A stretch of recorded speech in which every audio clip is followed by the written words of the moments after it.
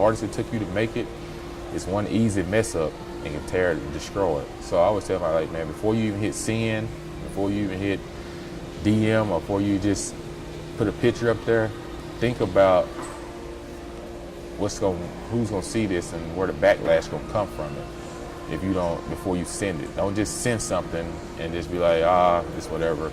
Because coaches see that. If you're a high school kid, college coaches look at your Instagram, they look at your Twitter. They want to know, who is this kid? What's this kid all about? He's a troublemaker. He's a kid that's gonna listen, get along. He's someone we can bring on our team and help us get better. Or he's gonna be a troublemaker. If you're a troublemaker, they see it on your Instagram and your Twitter, they cut you off then. And then they're gonna look at your grades. All right, this is a guy we got to worry about staying in school, or he gonna fail out because they give you a full scholarship. They want to know, they don't want to babysit you. At the same time, they want you to make sure that you can help their program, because coaches get fired and hired off their success. Right. I was like, so you're still interviewing for a job even as a high school recruit, you don't even know it. Well, at the same time, I feel like I've kids.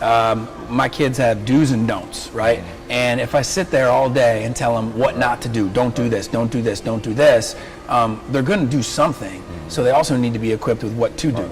And what I see as I go to a lot of college programs, or even before that, the high school level, is a lot of don'ts. Right. Don't do social media the way this guy did. Look how much trouble he got into. And it's good. We need to scare kids and let them see the reality of the fact that when you're at the combine, if you make it to that level, they will look at every tweet and ask you why you like this or retweeted that.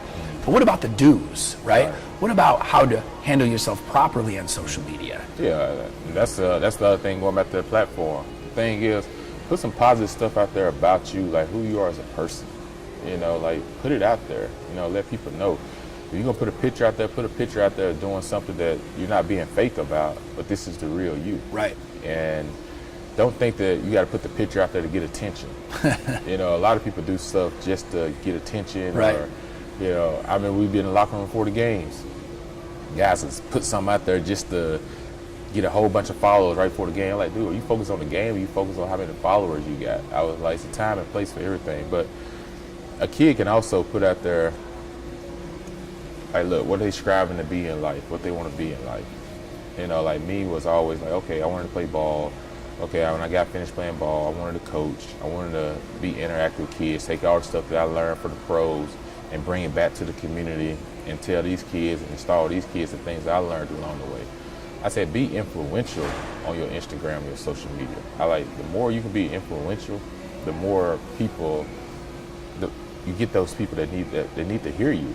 You have a voice. And the thing that social media does for everybody now, everybody wants to be heard. But social media gives you that. But you can be heard the right way, you can be heard the wrong way. Like I always tell them, don't put explicit stuff on Instagram or your Twitter. Don't put bad language on your Instagram or your Twitter. The only reason I say that is because your language sometimes can teach you a lot about who you are as a person.